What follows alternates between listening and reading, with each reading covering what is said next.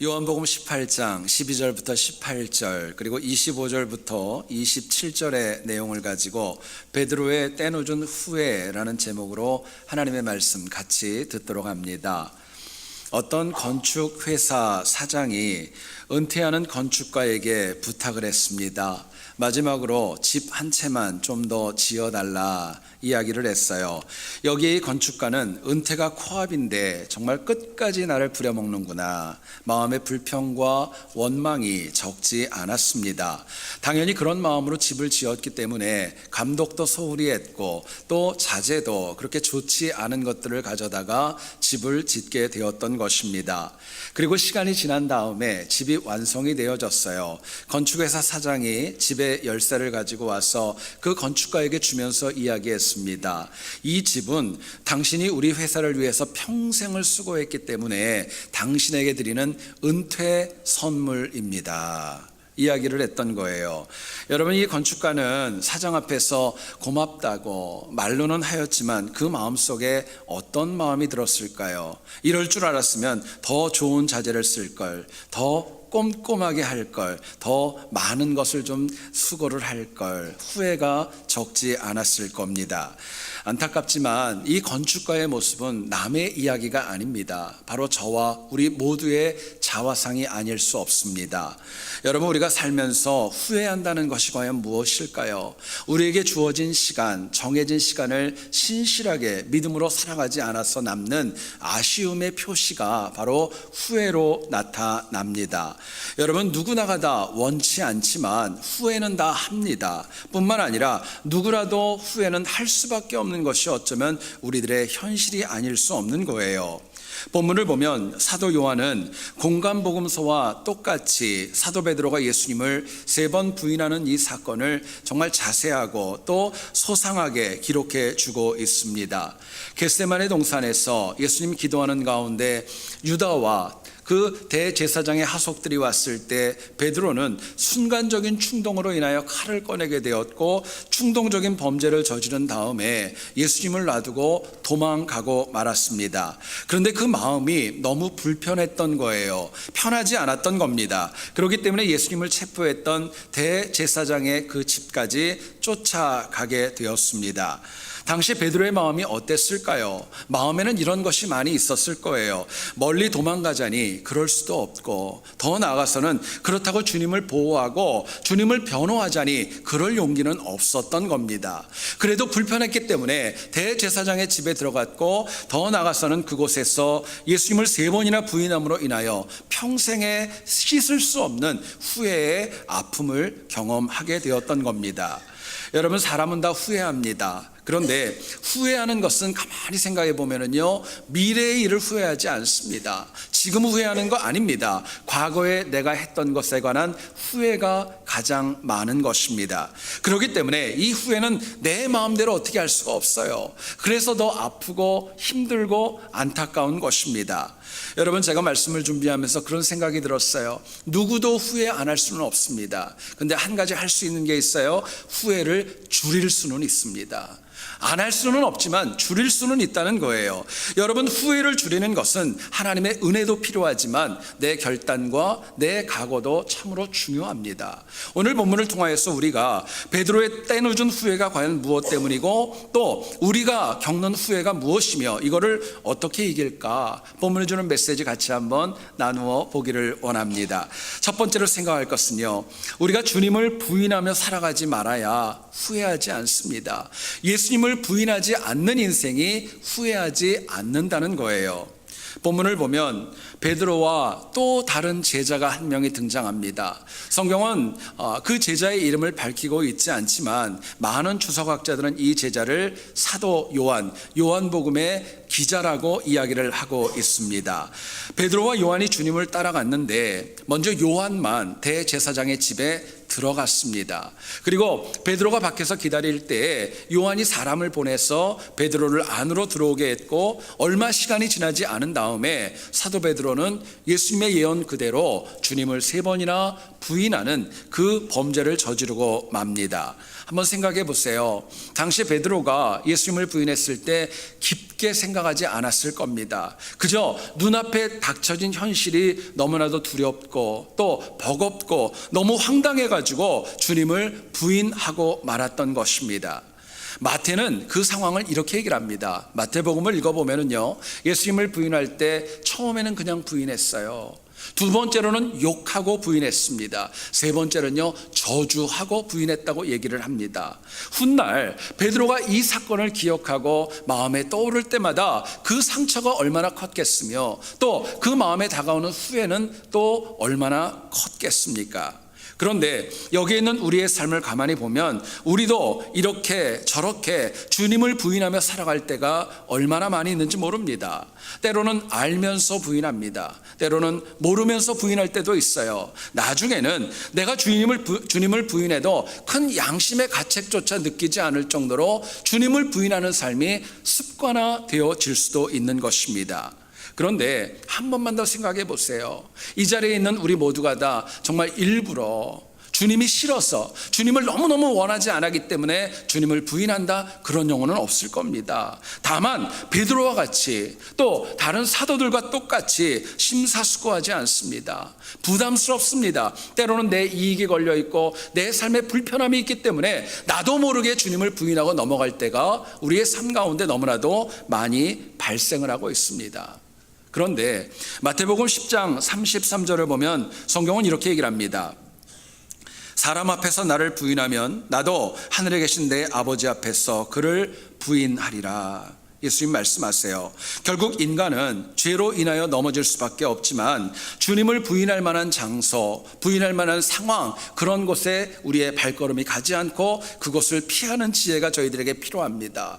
어떤 분들은 그런 분들이 있어요. 나는 오래 믿었기 때문에 가도 유혹받지 않는다고, 나는 대대로 믿었고 나는 직분이 뭐가 있고 모태신앙이고 무슨 은혜를 받았기 때문에든지 간에 나는 미혹되지 않는다 이야기하지만 알게 모르게 우리는 넘어지고 주님을 부인할 때가 적지 않게 발생을 합니다.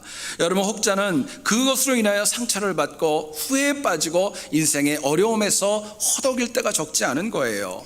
실제로 한번 생각해 보세요. 우리가 주님을 부인하고 후회하는 사건을 가만히 보면은요, 짧은 시간에 발생합니다.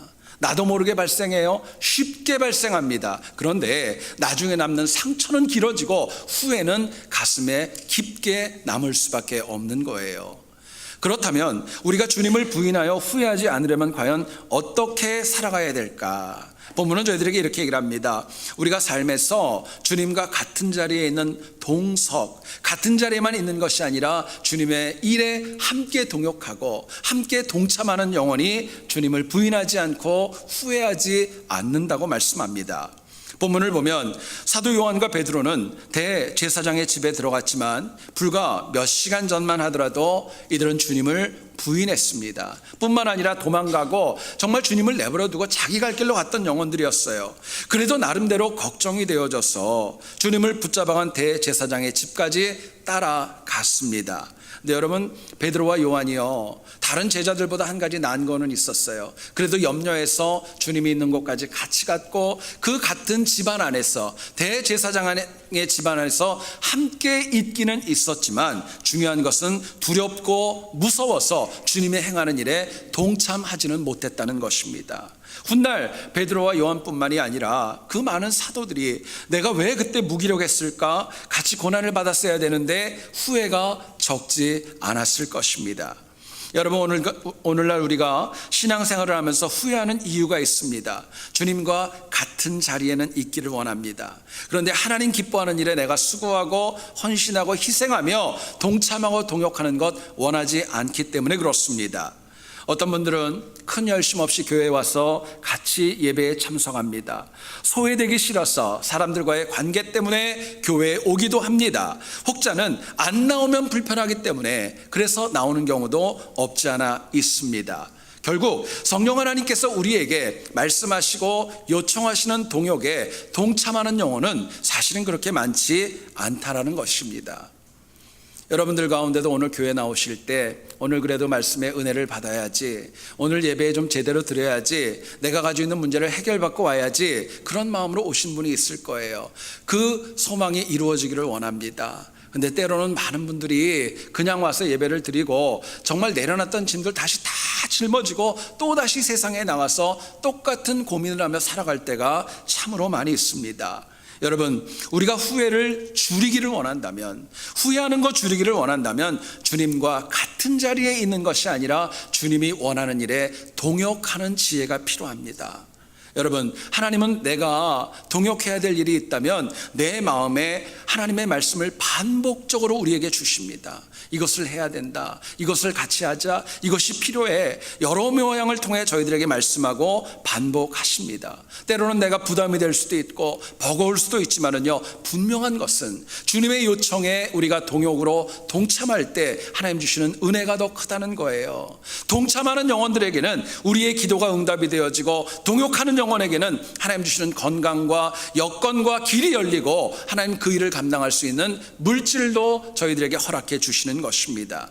중요한 것은요, 하나님과 동역하는 게 어려운 거 아닙니다. 내가 그것을 해보지도 않고 거부하고 외면하고 일부러 피하는 거, 거기에 더 큰 문제가 있는 거예요. 예수님께서 어떤 부자 청년을 만났습니다. 이 청년이 사실은 주님을 찾아왔어요. 그리고 얘기를 합니다. 주님, 무엇을 행해야 영생을 얻을까요? 당시 이 청년은 어려서부터 율법의 모든 내용들을 잘 지켜나왔던 경건한 청년이었습니다. 주님은 그 청년이 너무 사랑스러우셔서 얘기하십니다. 내가 가지고 있는 것을 다 팔아서 가난한 자들에게 나누어 주고 너는 와서 나를 쫓으라. 제자로 그 영혼을 부르십니다. 여러분 아시죠? 이 청년은 큰 부자였어요. 그렇기 때문에 고민 끝에 결국 주님을 따르지 않고 자기의 길로 돌아가고 말았습니다. 이 청년의 문제가 있었어요. 주님과 같은 자리에 있는 동석의 은혜도 있었고 함께 동참하고 동역할 수 있는 은혜가 있었지만 그 기회를 자신이 거부했다는 거예요. 생각해 보세요. 만약에 이 부자 청년이 예수님께서 자신을 불렀던 영혼이 하나님이시라는 거 알았다면 이 청년이 거부했을까? 이 청년이 만약에 주님이 불러서 성경의 이름이 기록되어지고 역사를 바꾸는 인물로 자신이 세움받을 것을 알았다면 그 자리에서 그렇게 쉽게 아니라고 돌아갈 수 있었을까? 아마 그러지 않았을 거예요. 여러분, 하나님께서 우리를 부르시는 이유가 있습니다. 우리가 아직도 동역해야 될 일이 있고 동역할 수 있기 때문에 부르는 것입니다. 어떤 분들은요, 내가 건강이 안 좋다고, 나이도 좀 들었다고, 물질적으로 여유가 없다고 여러 가지 많은 이유를 대지만은요, 사실은 주님의 생각은 다릅니다. 내가 나를 보는 것과 하나님이 나를 보는 것은 다른 것이고, 내가 나를 보는 것보다 하나님이 나를 괜찮다 그러면 그게 진짜입니다. 하나님의 말씀이 옳은 거예요. 여러분, 그렇기 때문에 주님께서 나를 동역자로 부르시는 이유가 있습니다. 나에게 더 큰 은혜 주시기 위함입니다. 나를 동역자로 부르시는 이유는 내 주변에 아직도 구원해야 될 영혼이 너무나도 많이 있기 때문에 하나님이 나를 영적인 징검다리로 사용하시는 거예요. 그런데 과거는 물론이고 오늘에 이르기까지 인간은 하나님의 동역하자는 요청에 너무 계산적입니다. 이기적입니다. 내 뜻대로 하려는 경향이 너무 많이 있다는 거예요.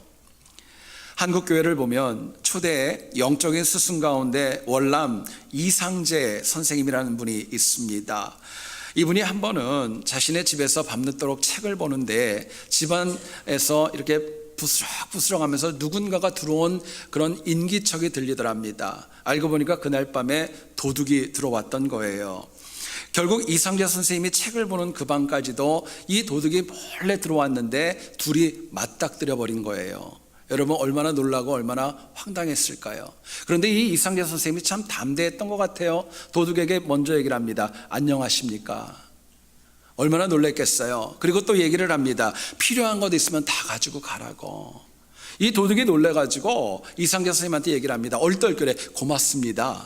그리고 몇 가지를 가지고 집을 나갔습니다. 그런데 공교롭게도 순찰을 도는 경찰한테 붙잡혔고 곧바로 붙잡혀가지고 이상재 선생의 집으로 끌려 들어오게 되었던 것입니다.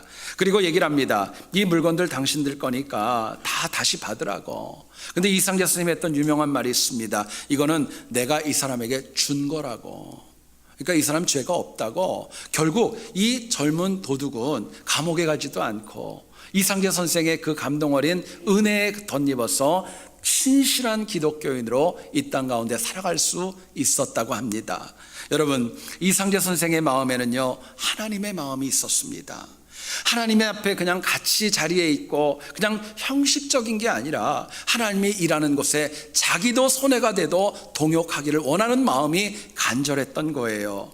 여러분, 이민자로 우리의 삶이 힘들고 곤고해도 때로는 이해가 안 가도 때로는 억울해도 그래도 하나님의 일에 먼저 동역하는 거, 그게 먼저입니다. 그게 먼저예요. 여러분, 거룩한 사역에 동역하는 이유가 있습니다. 남 때문에 하는 거 아닙니다. 그것은 바로 내 자신을 위한 것입니다. 내가 하나님의 일에 동역함으로 인해서 내 인생이 살아날 수 있고 내 자녀들과 내 후손들이 믿음 가운데 승승장구할 수 있기 때문에 그렇습니다. 여러분, 건강한 신앙인, 건강한 교회의 특징이 있습니다. 동석하는 영혼이 아니라 동참하는 영혼이 많은 것입니다. 저는 우리 세한교회에 속한 모든 영혼들이 동석보다는 동역함으로 인하여서 이 땅에서 후회를 줄이고 은혜로 승리하는 우리 모두 될 수 있기를 주의 이름으로 축원드립니다. 두 번째로 생각할 것은요, 영적으로 중간지대에 머물지 말아야 후회를 하지 않습니다. 영적으로 중간 자리가 있다는 거예요. 거기서 방황할 때는 후회할 수밖에 없다는 이야기입니다. 본문을 보면 베드로는 대제사장의 집에서 불을 쬐면서 공개적으로 예수님을 3번이나 부인하게 됩니다. 그런데 참 놀라운 것은요, 그 처음에 주님에 관한 부인을 했다면 빨리 자리를 피하면 되는데 성경을 보면은요, 그 힘든 자리를 떠나지 못하고 주저할 때 여러분, 그 마음이 얼마나 안타깝고 갈등이 많았을까요? 그 마음에 이런 생각이 들지 않았겠어요? 지금 밖으로 나가야 되는데, 아니야, 아무래도 나가면은 또 뭐라 그러겠지? 아무렇지도 않은 척 남아있자니, 그것도 힘들고 이래저래 너무너무 힘들고 어려운 시간을 보내고 있었던 겁니다. 그럼에도 불구하고 현실적으로 밖에 나갈 수도 없었어요. 왜냐하면 나가면 자신이 예수님의 제자라는 거 인정할 수밖에 없었기 때문이었고, 옆에 따로 서 있자니 사람들의 시각이 또한 너무나도 부담이 되어졌던 것입니다.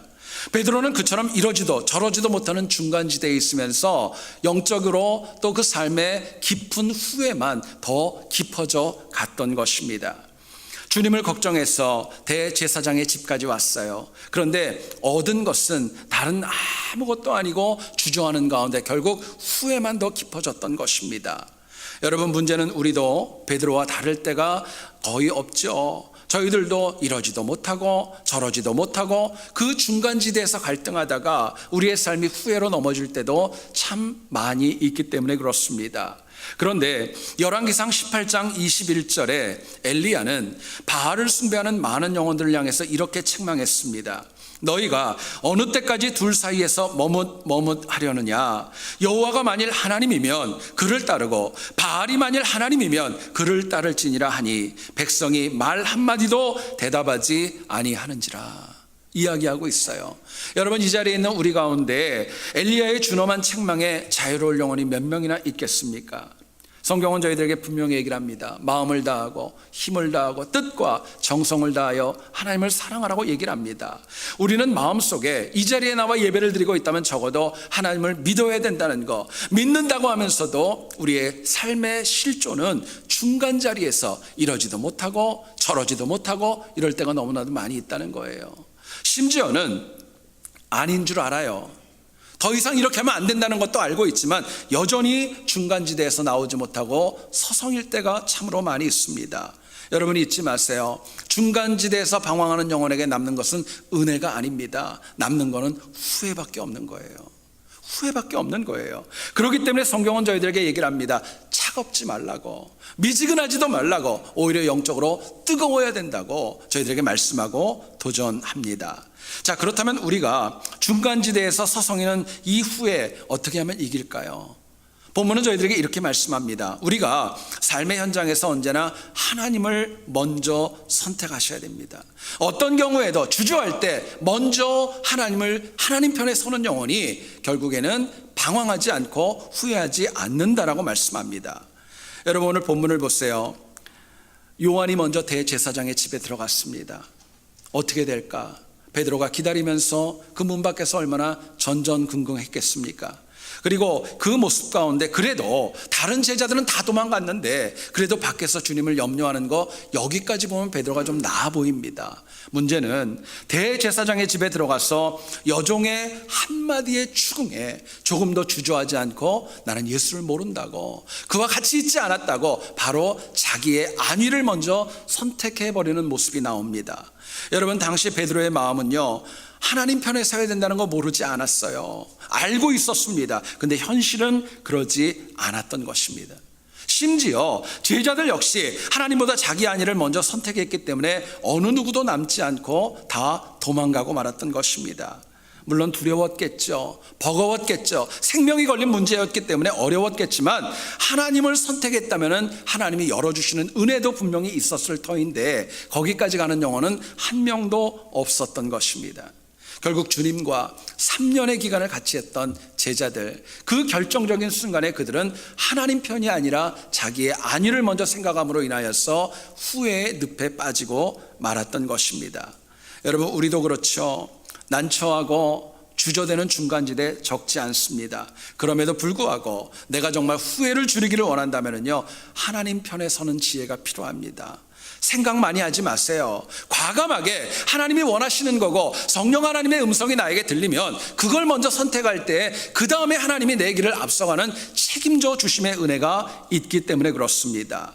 여러분, 반면에 세상에 빠져서 세상을 선택하면은요, 우리에게 어떤 은혜가 채워지는 것이 아니라 후회만 더 깊어지고 나중에는 갈등뿐만이 아니라 상처만 남을 수밖에 없다는 것, 우리가 마음에 꼭 새길 수 있기를 원합니다. 여러분, 우리 모두는 다 하나님을 믿는 사람들입니다.